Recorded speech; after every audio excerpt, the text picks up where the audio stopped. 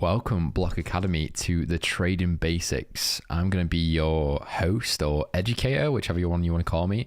My name is Leon. I've been trading Forex mainly for 3 years. I've also been trading a bit of crypto. I've traded NFTs as well. Got a few, nothing crazy at all. S&P 500, gold, all that stuff. I live stream on YouTube, TikTok, Twitter, teaching people how to trade all the different markets. And that's pretty much what I do. I have my own training community as well where I teach people. But today I'm going to be teaching you guys a little series, but we're going to start off with how the markets actually work and the purpose of a trader. So most of you guys watching, I'd like to think either have some sort of an understanding on the markets, or you've placed a few trades before, or you're completely new. So I'm going to treat it like you guys are pretty new. And we're going to go over some of the very, very basics in this lesson. If you already know like the super basics of trading, skip to the next lesson. But this is going to go over the basics right now on how the markets actually move. So this is what my chart would normally look like. This is me as a trader, what I would normally trade. So I have like these things called Fibonacci retracements. We have these little lines called EMAs and SMAs, trend lines and key levels. But we're going to go over that. Don't worry. This looks a bit confusing. So for now, we're going to turn these off just like that. And we're going to go back in time a little bit. So you've probably seen stuff like this everywhere because, trading has blown up since crypto blown up. It's been all over social media. A few years ago, no one was really talking about trading.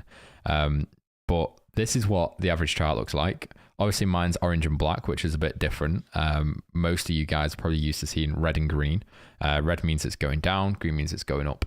There's two different types of positions when it comes to trading. You can make money as the markets are going up, and you can make money as the markets are going down.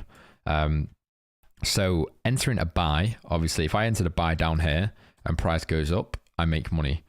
If I enter a sell, which is basically me betting on the market to go down, that means I make money. So you can make money both ways. And when people ask me, oh, is it gambling and stuff? I like to call it strategic gambling. That's my little saying. Yeah, because, you've got to use analysis. It's not just, oh, I think it's going to go down here. I think it's going to go down here. I think it's going to go up here.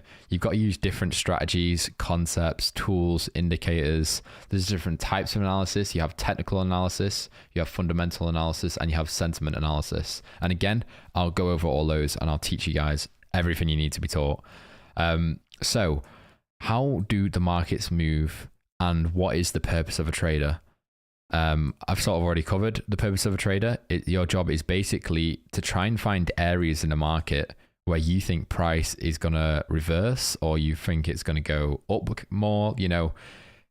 If I'm looking, if I identify a key level, let's say here, okay, when price next comes to this, I can enter a sell. As you can see, I would have lost money on that. But that's the concept. So you're basically identifying levels based off your different indicators and concepts and all these different things. And yeah, then you draw your levels out and you place a trade. So for example, the trade I'm looking at right now, well, I already took it today. This is my second trade of the week. I was looking for a sell from this zone because we had this trend line, this fib, and we had some EMAs. So I had different confluences for a trade. And as a trader, again, you have to adapt to these different concepts, these different ideas, different strategies, people's opinions. And when you're trading, you don't just place a buy because, oh, you think it's going to go up. You have to build confluence for a trade, okay? And confluences are basically just reasons why you're taking a trade. So again, like this trade that I entered, I'm not just placing a sell because, oh, I want to. So let's say that was my one reason for the sell. I think it's going down. That's my one reason. Instead, I have multiple reasons, multiple confluences. So the first one is this trend line. It's bouncing off the trend line. Second one, we have this fib. It's bouncing off the fib. Third one, we have this psychological level, 1.94. That's my third.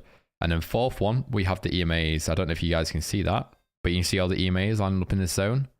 So now I've just built 1, 2, 3, 4 reasons to take this trade, okay?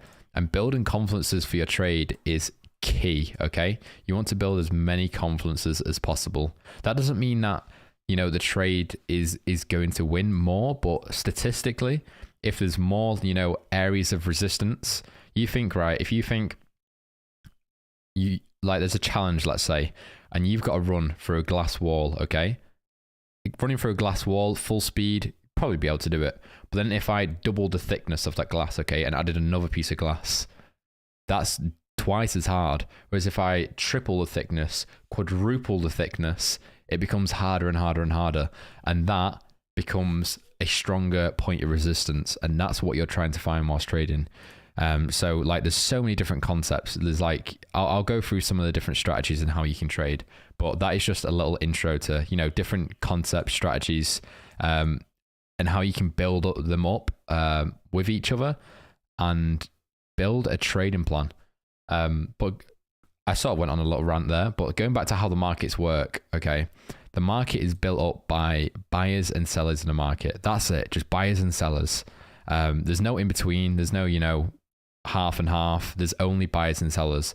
And there's so many different things that can affect the markets. Let me just get this up. If I drag this on here, here's some like the fundamental factors that can affect trading. If I make this big for you guys, supply and demand, market indicators, confidence index, that's just like the percentage of buyers versus sellers in the market, wars, natural disasters, government policies, inflation, deflation. We're seeing a lot of that right now, technology changes, and as you can see, more and more.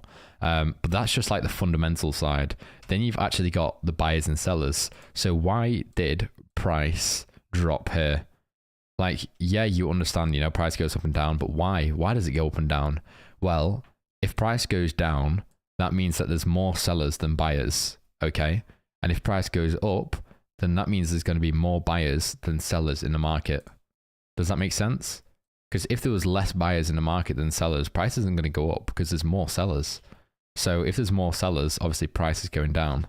So that's why you see uptrend, downtrend, uptrend, downtrend. And like, for example, the Forex markets are very different compared to, you know, crypto or all these other things. But same with crypto, like Bitcoin, for example. Bitcoin top was what, 60K? And after that, you know, as the price has been tumbling and tumbling, there's no one investing. Like, majority of people in the markets right now are selling off their Bitcoin because, you know, Bitcoin was commercialized way too much and it was hyped everywhere. Even your grandma was invested in Bitcoin. Like, my pet fish was invested in Bitcoin. Everyone was invested. And of course, they're not traders. You don't have the discipline, the mentality, the mindset at all. So as soon as they see a drop from 67K to 60K, they're getting out. And obviously prices dropped from 67 to what, 15 lowest. So I'm guessing all of those grandmas and pet fishes are out of the markets. So if there's more sellers than buyers, of course, price is going to go down. But that, obviously that's not the main effect. You've also got all these as well. So that's more effects on, you know, how the market actually moves up and down.